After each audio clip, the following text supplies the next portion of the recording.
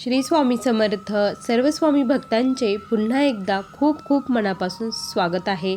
स्वामी भक्तांनो, आज मी तुम्हाला जो अनुभव सांगणार आहे तो ऐकून प्रत्येक स्वामी भक्ताच्या अंगावरती शहारे उभे राहणार आहे. शेवटच्या क्षणी कसा चमत्कार होतो, महाराज आपल्या भक्तासाठी कसे धावून येतात, या अनुभवातून आपल्याला कळणार आहे. फक्त विश्वास पाहिजे. जिथे विश्वास असतो तिथे चमत्कार असतो आणि जिथे चमत्कार घडतो तिथे नमस्कार नक्की होत असतो. चला तर मग या सुंदर अशा अनुभवाला सुरुवात करूया.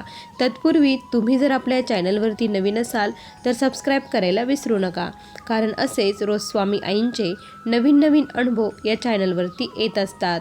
तुम्हाला देखील महाराजांचे असेच काही अनुभव आले असतील तर डिस्क्रिप्शन बॉक्समध्ये आपल्या व्हॉट्सॲप ग्रुपची लिंक आहे, तिथे जाऊन तुम्ही मला तुम्हाला आलेला अनुभव शेअर करू शकता. ताई आणि आपली रोज 9 वाजता संकल्पित 12 लाख जपाची लाईव्ह सेवा होत असते. या अतिउच्च कोटीच्या सेवेला देखील प्रत्येकाने सहभाग व्हायचा आहे. ताई म्हणतात, सर्वप्रथम सर्वांना श्री स्वामी समर्थ. अनंतकोटी ब्रह्मांड नायक राजाधिराज योगीराज परब्रह्म भगवान श्री स्वामी समर्थ महाराज यांच्या चरणी कोटी कोटी प्रणाम. स्वामी भक्तांनो, आज मी तुम्हाला माझ्या आयुष्यातील खूप मोठा अनुभव सांगणार आहे. सर्वप्रथम सांगायला आनंद होईल की मी स्वामींच्या सेवेमध्ये कशी आले. मी जेव्हा माझं झालं, लग्न झाल्यानंतर मी जेव्हा सासरी आल्यानंतर माझं सर्व काही रुटीन सुरू झालं आणि दुःखाचे दिवस हळूहळू सुरू झाले. पहिले खूप छान दिवस गेले, कारण जेव्हा मी स्वामींचं ऐकत होती तेव्हा मला खूप छान वाटायचं. त्यावेळेस माझ्यावरती टी व्हीवरती महाराजांची सिरियल लागली होती. मी स्वामींची काहीच भक्ती कुठलीच सेवा करत नव्हती, पण मला ती सिरियल बघायची खूप आवड व्हायची. एखाद्या दिवशी जरी बघितलं नाही तर स्वामींची माझी भेट झाली नाही असं मला वाटायचं. इथपर्यंत मला वाटायचं मी ती पूर्ण सिरियल ही बघितली होती. त्यानंतर मग सिरियल संपल्यानंतर असंच दुःखाचं वादळ सुरू झालं. काय झालं स्वामी भक्तांनो, की मला एक मुलगी झाली. मुलगी झाल्यानंतर जवळपास माझी मुलगी ही 5 ते 6 वर्षाची होती. माझी मुलगी 5 ते 6 वर्षाची असताना अचानक माझ्या मिस्टरांना हार्ट अटॅक आला आणि ते गेले. मला सोडून ते गेल्यानंतर मी खूप एकटी पडली. माझी मुलगी आणि आम्ही दोघीच राहू लागलो. खूप सारे टेन्शन, खूप साऱ्या जबाबदारी आल्या होत्या. दुःख कोणाला सांगावं ते कळत नव्हतं. मिस्टर गेल्यानंतर सर्व भार माझ्यावरतीच होता. आई वडील म्हणायचे की तू आमच्यामध्ये येऊन राहा म्हणून इकडे, पण आपण किती झालं तरी लग्न झाल्यानंतर आईवडिलांसाठी आपण पाहुणेच असतो. आपण जरी गेलो तरी तिथे भाऊ भाऊजाई ते आपल्याला बोलणार, हे तर ते नाही सहन होत आपल्याला. तर मी पूर्णपणे निर्णय घेतला होता की नाही, मी माझं सेपरेट राहणार. मी माझ्या सासरीही राहत नव्हते. मी जिथे माझे मिस्टर याला होते, जॉबला होते पुण्याला, तिथे मी एक रूम घेतली आणि माझी मुलगी आणि आम्ही दोघीच तिथे राहू लागलो. आता मुलीचं संगोपन, त्याचबरोबर तिचं स्कूल वगैरे सर्व बघणं, आणि आता माझं जास्त शिक्षणही झालेलं नव्हतं, त्यामुळे मला छान ठिकाणी जॉबही मिळू शकत नव्हता. त्यासाठी मग मी आता धुणे भांड्याचं काम करू लागली. मोलमजुरी करत होती आणि त्याचबरोबर एका गाडीवरती मी भाजीपाल्याचा व्यवसाय देखील करत होती. संध्याकाळी भाजीपाला विकायची, दिवसभर धुणे भांड्याचं काम करायची. मुलीचं शिक्षण सुरू होतं, त्याचबरोबर स्वामींची सेवाही सुरू होती. त्या सिरियलपासून मिस्टर गेल्यानंतर 1-2 वर्ष मी काहीच केलं नाही, पण त्यानंतर हळूहळू असं वाटलं की आपलं मन कुठेतरी आपण रमावं, आपल्याला कोणास तरी आधार पाहिजे, अशी एक देवता पाहिजे. त्यावेळेस मला कुठेही गेलं तर भिवू नकोस, मी तुझ्या पाठीशी आहे, श्री स्वामी समर्थ हे वाक्य दिसायचं. आणि मग मला वाटलं की आपण महाराजांना आता घरी आणावं. मग मी महाराजांना घरी आणलं. स्वामींची सेवा सुरू झाली. पहाटे लवकर उठायचं, स्वयंपाक वगैरे करायचा आणि त्यानंतर महाराजांची सेवा करायची, अभिषेक करायचा, 3 अध्याय, 11 माळी, तारक मंत्र, अशा विविध सेवा सुरू झाल्या. सेवा मी करत होती. माझा महाराजांवरती प्रचंड विश्वास होता. महाराजांच्या भरोशावरती मी राहत होते, विश्वासावरती. मुलीला घेऊन माझी मुलगी हळूहळू मोठी होत होती. आज माझी मुलगी ही जवळपास 23-24 वर्षाची झालेली आहे. महाराजांच्या कृपेमुळे सर्व काही व्यवस्थित झालं होतं आणि महाराजांच्या कृपेने मी स्वामींना एकच विनंती करत होते की माझी मुलीला सर्व सुख द्या. जे सुख मला मिळालं नाही ते सुख तिला द्या, एवढंच करा. माझं देखील सुख तिच्या वाटेला ठेवा, पण तिच्या आयुष्यात दुःख येऊ देऊ नका, असं मी म्हणायची आणि सेवा सुरू करत होती. माझ्या मुलीने BCom हे कंप्लीट केलं. मुलीचं BCom कंप्लीट झालं. त्यानंतर ती म्हटली की मला MCom करायचं आहे, मग नंतर मला छान जॉब मिळेल. तिला म्हटलं ठीक आहे. मग तिने MCom देखील माझ्या मुलीचं आता कंप्लीट झालं आणि मग मी संकल्पित महाराजांची सेवा केली तिला जॉब मिळण्यासाठी आणि माझ्या मुलीला छान जॉब मिळाला. तिला बँकेमध्ये मॅनेजरचा जॉब मिळाला आणि खूप खुश होतो आम्ही. आमच्या आयुष्यामध्ये सुखाचा क्षण आला होता. मुलीने सांगितलं, आई तू आता अजिबात काम करायचं नाही, जे काही करणार मी करणार, तू फक्त बसून राहायचं. तू खूप दुःख सहन केले आहे, माझ्यासाठी तू खूप कष्ट सोसले आहे, रात्रीचा दिवस करून तू मला इथपर्यंत आणलं आहे. तुझ्या त्या कष्टाचं फळ मी तुला देणार आहे, तुला मी आता सुखात ठेवणार आहे, असं ती मला बोलायची. त्यावेळेस कुठेतरी मनाच्या कोपऱ्यात समाधान वाटायचं की नाही, आपण खरंच एक हिरा जन्माला घातला. कारण माझी मुलगी ही खूप समजदार आहे, खूप म्हणजे खूप. तिच्यासारखी समजदार कोणीच नसेल असं वाटतं. कधी कधी स्वामींना देखील म्हणते की खरंच तुम्ही मला खूप छान मुलगी दिली, बरं झालं मला मुलगा दिला नाही, तुम्ही मुलगी दिली. अशी माझी मुलगी आहे. ती जॉबला लागली, सर्व काही व्यवस्थित चालू होतं. जवळपास 2 वर्ष तिने खूप छान जॉब केला, सर्व व्यवस्थित होतं. पण आता लग्नही करायचं होतं. लग्नासाठी मला स्थळ बघायचे होते. तर माझी मुलगी म्हणायची, आई मला लग्न करायचं नाही. अगं मी गेल्यानंतर तुला कोणाचा तरी आधार पाहिजे, तुला कोणीतरी सांभाळणारं पाहिजे, तू अशी एकटी कशी राहणार, त्याच्यासाठी तुला लग्न हे करावंच लागणार आहे. तर मग स्थळ बघायला आम्ही सुरुवातच केलेली होती. पण काय झालं स्वामी भक्तांनो, की माझ्या मुलीच्या आयुष्यामध्ये खूप मोठा दुःखाचा डोंगर कोसळला. काय करावं काहीच कळत नव्हतं. कारण ती जिथे जॉब करत होती तिथे तिच्यावरती खूप मोठा आरोप करण्यात आला की तुम्ही 50 लाखाचा घोटाळा केला, असं तिच्यावरती आरोप आला. आणि दुसऱ्या दिवशी सर्व काही होणार होतं, चेकिंग वगैरे होणार होती, तपास होणार होता आणि जर पुरावे तिच्या विरुद्ध असतील तर तिला अटक होणार होती. आणि माझी मुलगी ही खूप रडत होती, आई मी काय करू, मला सांग ना, मी काय करू, मी आता कसं जाऊ, काय करू, मला तर आत्महत्या करू वाटत आहे, मी खरंच काही केलेलं नाही, असं ती मला कळवळून सांगत होती. त्यावेळेस मी तिला म्हटलं, हे बघ तू महाराजांवरती विश्वास ठेव, स्वामी आहे, ते नक्की आपल्या मदतीला धावून येतील. कारण आपण काहीच चुकीचं केलेलं नाही, ज्यांनी चुकीचं केलं त्याला महाराज शिक्षा देतील, असं मी तिला बोलले. आणि मी तिला समाधान केलं, शांत झोपवलं. पण तिला रात्रभर झोप लागली नाही आणि मी देखील महाराजांपुढेच बसली होती. महाराजांपुढे मी स्वामीचरित्र घेतलं, स्वामीचरित्र वाचत होती. डोळ्यातून एक थेंब थेंब अश्रू गळत होता. असा एकही क्षण नव्हता की डोळ्यातून अश्रू निघत नव्हते. महाराजांशी खूप भांडत होते, आयुष्यभर दुःख सोसलं, आता सुखाचे दिवस आले होते. हे किती मोठे संकट पुढे उभं राहिलं आहे, हे संकट तुम्ही दूर करायचं आहे. मला काहीच सांगायचं नाही, माझा तुमच्यावरती प्रचंड विश्वास आहे, तुमच्याशिवाय या पामराला कोणीच नाही, तुम्हीच माझा सर्व काही आधार आहात, बंधू आहात, सखा आहात, जे काही आहे मी तुम्हालाच मानलेलं आहे. आज तुम्हाला आमच्या मदतीला धावून यावंच लागेल, असं म्हणत होते. अख्खी रात्र मी अशीच काढली, स्वामीचरित्र, नामजप, तारक मंत्र हे म्हणतच काढली. दुसऱ्या दिवशी सकाळी मुलगी उठली, पुन्हा तेच. ती खूप रडू लागली, आई आता मी काय करू, मला तर ऑफिसमध्ये जाऊ वाटत नाही, खूप मोठा अपमान होईल, अशी मुलगी म्हणू लागली. तर तिला मी म्हटलं, तू महाराजांना मुजरा कर, महाराजांना सोबत घेऊन जा, सर्व काही व्यवस्थित होईल, असं मी तिला धीर दिला. आणि ती ऑफिसला गेली. डब्बा वगैरे तिने काहीच नेला नाही. मी महाराजांपुढेच बसलेली होती. महाराजांना पुन्हा तेच माझं सारखं चालू होतं, स्वामी चमत्कार करा, चमत्कार करा, असं म्हणत होते. मुलगी ऑफिसला गेली. त्यानंतर काय झालं की तिथे पोलीस वगैरे आले. 11-12ची वेळ होती. 11-12च्या दरम्यानमध्ये पोलीस आले, सर्व काही तपासणी वगैरे सुरू झाली. सर्व हे जे काही पुरावे होते ते माझ्या मुलीच्या विरोधातच सर्व येत होते. तिथला जो मॅनेजर होता तो देखील सांगत होता की इनेच केलेला आहे. तर मग माझ्या मुलीला पोलीस घेऊन गेले. ज्या क्षणी मुलीला पोलीस घेऊन गेले त्या क्षणी मी महाराजांपुढे माझं खूप डोकं आपटवलं, स्वामी मी आता तुमच्यापुढे आत्महत्या करणार आहे.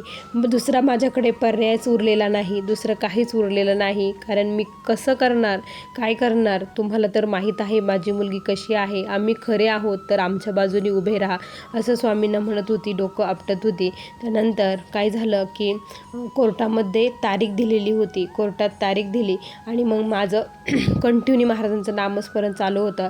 रात्र पण दिवसा पण काय करावं तेच कळत नव्हतं. मुलीला पण म्हटलं की तू धीर सोडू नको, शेवटच्या क्षणी नक्की चमत्कार घडेल, महाराज काहीतरी करतील, आपल्यासाठी देखील ते काहीतरी करतील, माझी जी सेवा आहे त्यांच्यापर्यंत पोचत असेल असं मी तिला म्हणायचे. मी तिला धीर द्यायचे, पण मीही आतून तुटत होती. पण माझा स्वामींवरती विश्वास शेवटच्या क्षणापर्यंत ढळला नाही. शेवटच्या क्षणापर्यंत मी महाराजांवरती प्रचंड विश्वास ठेवला होता, कारण मला माहीत होतं की महाराज शेवटच्या क्षणी चमत्कार करतात, खूप परीक्षा बघतात.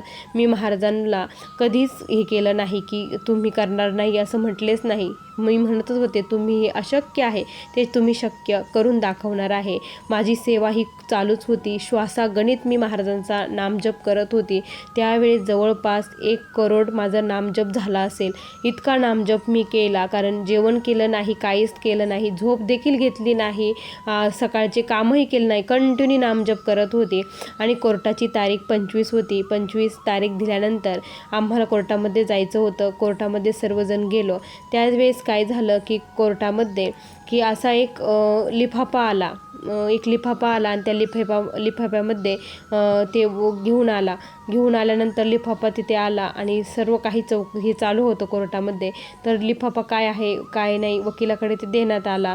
तर कोणी आणून दिला, काय दिला, कोणालाच काही माहिती नाही. तर एक बाहेर असतो उभा असतो त्याच्याकडे तो लिफाफा दिला होता.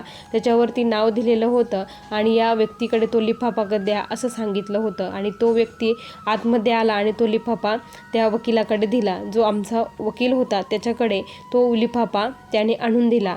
तो लिफाफा बघितला, त्याने वाचला. तर त्याच्यामध्ये एक पेन ड्राईव्ह होता. तर मग लगेच तो पेन ड्राईव्ह लावण्यात आला.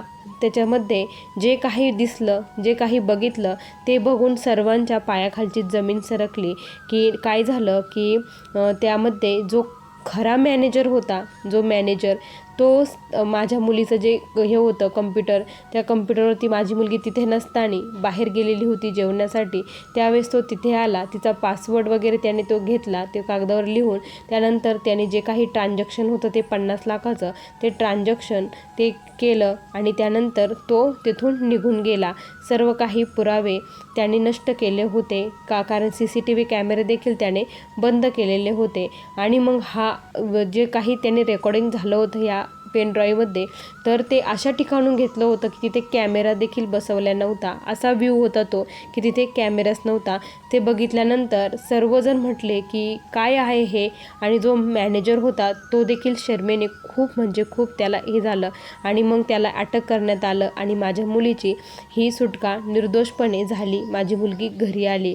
त्यानंतर काय झालं की म्हटलं की हे व्यक्ती कोण होता, त्याने कोणी घेऊन आलं. आम्ही चौकशीसाठी त्या व्यक्तीकडे गेलो की कोण आलं होतं हे घेऊन. तर ते म्हटले की एक म्हातारे बाबा होते आणि ते म्हटले की या वकिलांकडे मला हे द्यायचं आहे, पण मला आता घाई आहे, उशीर आहे, कारण मला दुसरीकडे देखील जायचं आहे, माझं काम आहे, त्यामुळे तुम्ही हे आतमध्ये एवढं माझं पार्सल नेऊन द्या असं तो व्यक्ती म्हटला होता. आणि मग मी नेऊन दिलं. त्यावेळेस मला कळालं की ते दुसरं तिसरं कोणी नसून प्रत्यक्षात महाराज आले होते, कारण भक्ताच्या हाकेला त्यांना धावून यावंच लागतं.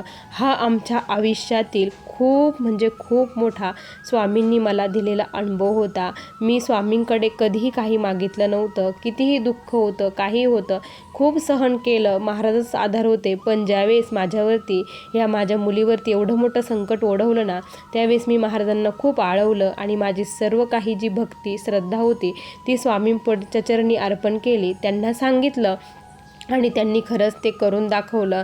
स्वामी भक्तांनो, यातील एक शब्द हा खरा आहे. ही सत्य घटना मी तुम्हाला सांगितलेली आहे. अशक्य ही शक्य करतात स्वामी, पण विश्वास तेवढा पाहिजे. हा सर्वात मोठा अनुभव होता.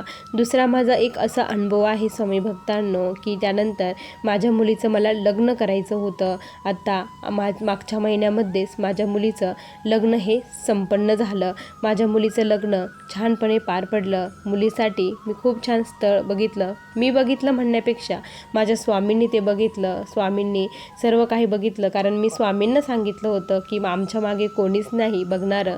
कारण जो भाऊ, वडील, चुलते जे काही चौकशी करतात, जे काही बघतात ते तुम्हाला करायचं आहे. जो मुलगा हिच्यासाठी योग्य असेल, जो तिला जीव लावणार असेल, त्याच मुलाची निवड तुम्ही करा. ते स्थळ घरी येऊ द्या आणि त्यानेच सर्व काही पसंती होऊन लग्न होऊ द्या. आणि महाराजांनी तसंच केलं.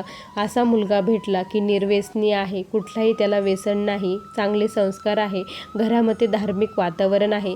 त्यांच्या घरामध्ये गजानन महाराजांची ही खूप सेवा केली जाते. आणि विशेष म्हणजे स्वामी भक्तांनो, आता लग्नासाठी किती पैसे लागतात आणि त्यांनी आमची सर्व काही परिस्थिती बघून त्यांनी स्वतः माझ्या मुलीचं लग्न करून नेलं. एवढे मोठे श्रीमंत लोक आहेत, पण त्यांनी स्वतः लग्न करून नेलं.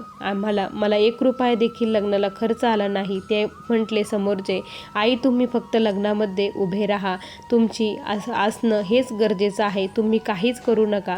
सर्व काही माझ्या महाराजांनी करून घेतलं. एका वडिलांप्रमाणे त्यांनी त्यांचं कार्य हे पार पाडलं. एका भावाप्रमाणे माझ्या मुलीच्या पाठीशी सदैव उभं राहिले. आज माझी मुलगी ही खूप खुश आहे. सर्व काही तिच्या घरी अनुकूल व्यवस्थित आहे. आणि जेव्हापासून तिला तो अनुभव आला ना, तेव्हापासून ती देखील महाराजांची सेवा करू लागली. अगोदर ती स्वामींना मानत नव्हती. ती मला खूप म्हणायची की तू सारखी त्या घरापुढे बसती, देवाचं करती. देवाने तुला आत्तापर्यंत काय दिलं? फक्त दुःख दिलं, तुला काहीच दिलं नाही. कशाला तू देवाचं करती? असं ती मला बोलायची. पण जो अनुभव तिने स्वतः बघितला, स्वतःच्या डोळ्यांनी अनुभवला, तो अनुभव आल्यानंतर ती देखील म्हणू लागली की नाही आई, तू खरंच महान आहे. तुझी भक्ती ही खूप श्रेष्ठ आहे की महाराज खरं प्रत्यक्षात आहे.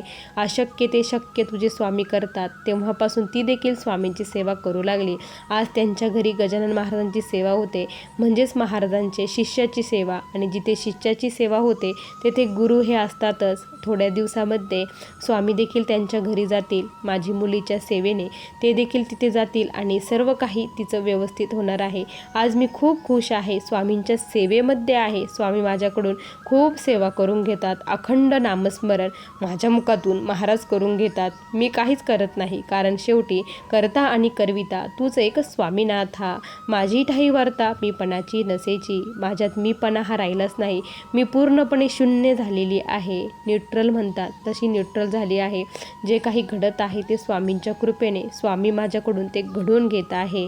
स्वामी भक्तांनो, आत्तापर्यंतचे हे सर्वात मोठे अनुभव मी तुम्हाला सांगितले. असे छोटे मोठे तर खूप सारे अनुभव आहे. ते जर सांगितले तर खरंच वेळसुद्धा पुरणार नाही. एवढे अनुभव मला स्वामीने दिले आहे. असे माझे हे अनुभव होते. श्री स्वामी समर्थ. बघा स्वामी भक्तांनो, किती सुंदर अनुभव आहे. तुम्हाला हे अनुभव कसे वाटले नक्की कमेंटमध्ये कळवा. पुन्हा भेटूया अशा सुंदर अनुभवासोबत. तोपर्यंत सर्वांना श्री स्वामी समर्थ. जय जय स्वामी समर्थ. श्री गुरुदेव दत्त.